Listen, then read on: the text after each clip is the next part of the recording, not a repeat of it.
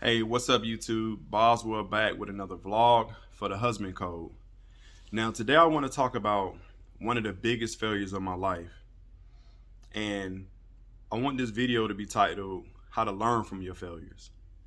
And so I want to share a personal story of mine that was one of my biggest failures and basically what I learned from it. So, how to learn from your failures. So, many people I grew up with know I used to rap. Obviously, you guys, my audience, you probably never knew that unless, again, you knew me. But I was really good at it, and I'm not just patting myself on the back. I'm being dead serious. Um, you know, I almost made it to the radio. It was a situation where I was recording in like a real. I was recording in Patchwork Studios in Atlanta.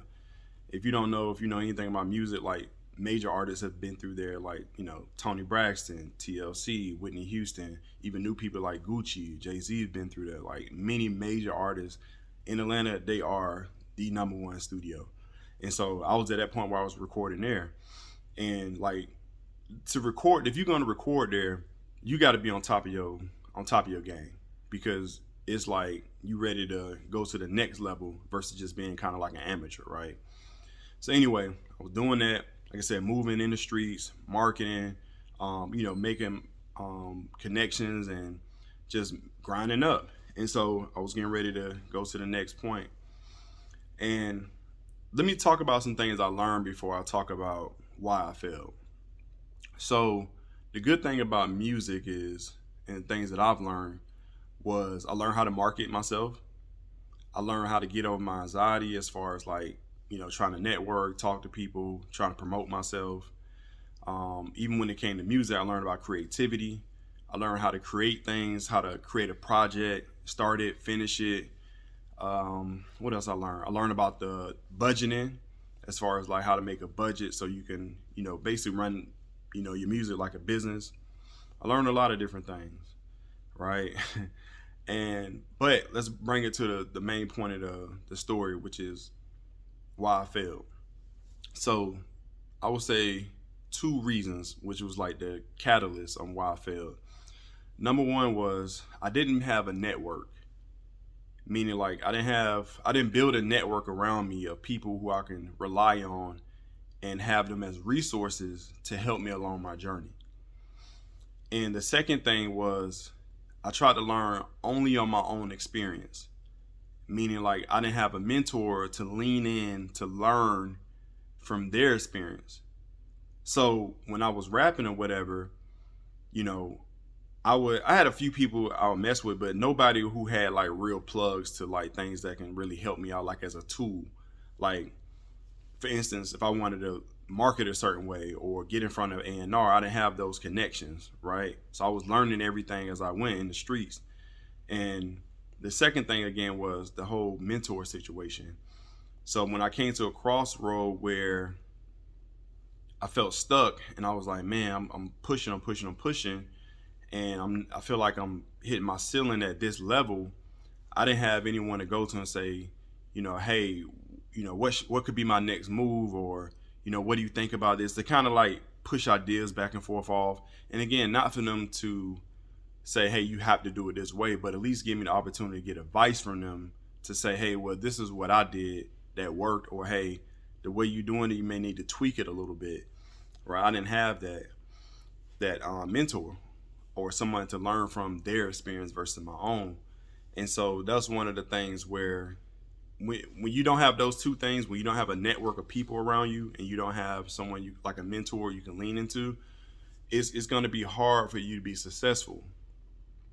And that brings me to where I am now, right? Rap was definitely an outlet of creativity.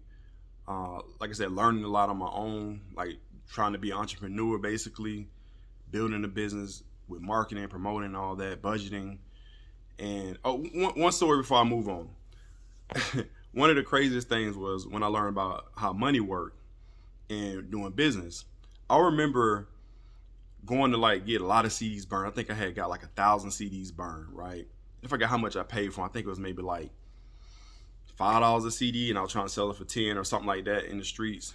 But at one point, I was like, man, I just got to try to flood the streets and get these CDs out, and that way people just had the music in their hand because a lot of times when you a brand new product, it's just like a Coca-Cola, they make a new drink, right? People kind of, some people maybe hesitate to taste it and try the new product because they're like, well, I'll let everybody else try it and then I like it. It's the same thing with music. When you ain't really got no, when you don't really have any clout or anything like that, the people can just kind of coat, everybody jump on the parade, cheer for you. A lot of people may be hesitant to listen to your music or try your product. So I was like, cool, I'm gonna flood the streets with it. So I remember going to like a certain club, and I remember I started at one side of the club, and I was like, I'm gonna just pass it out, and I'll make my way to the next side of the club and come back.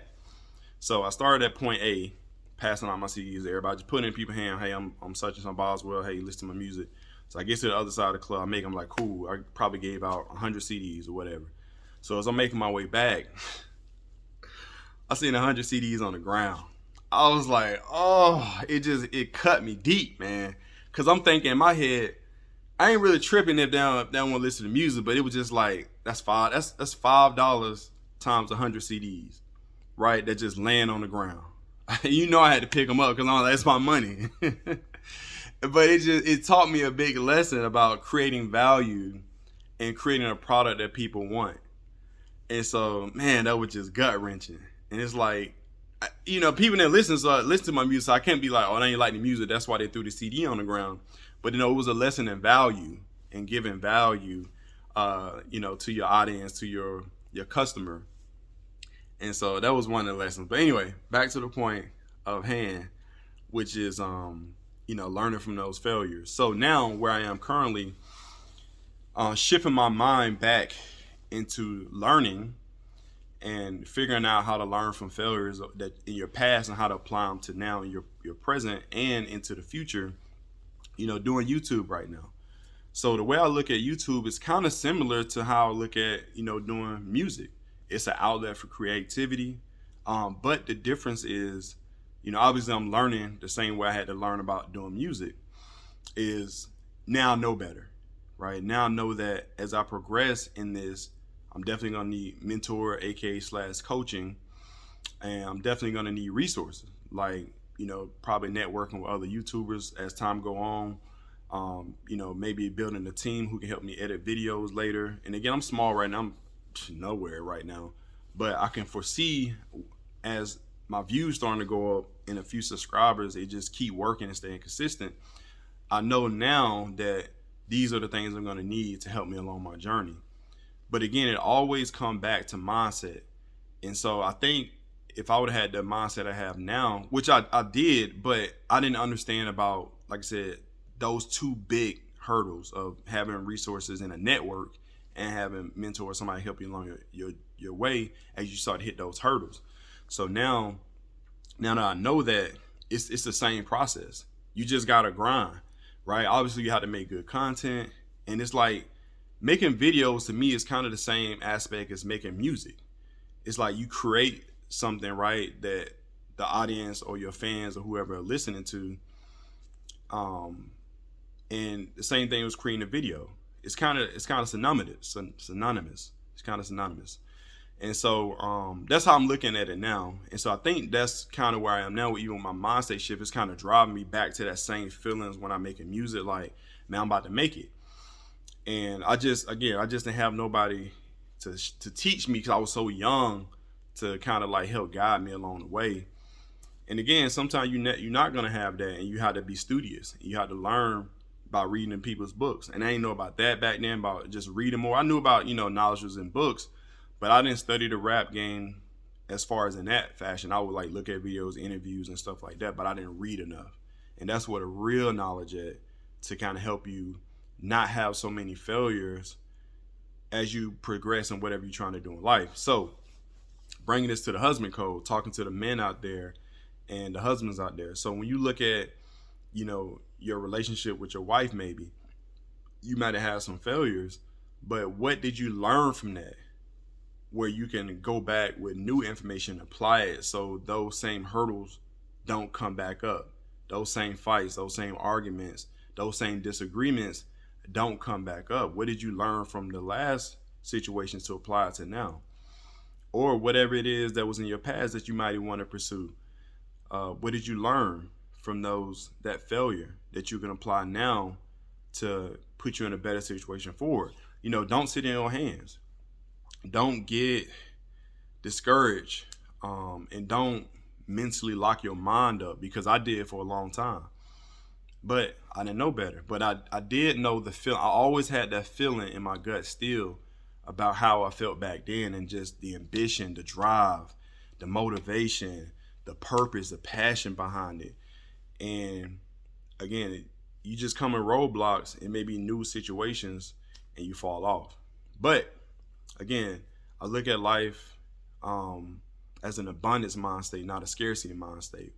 Meaning, like, maybe that wasn't for me. Maybe that situation rapping taught me all about, or gave me all the information and all the stuff I needed to arrive to this point now.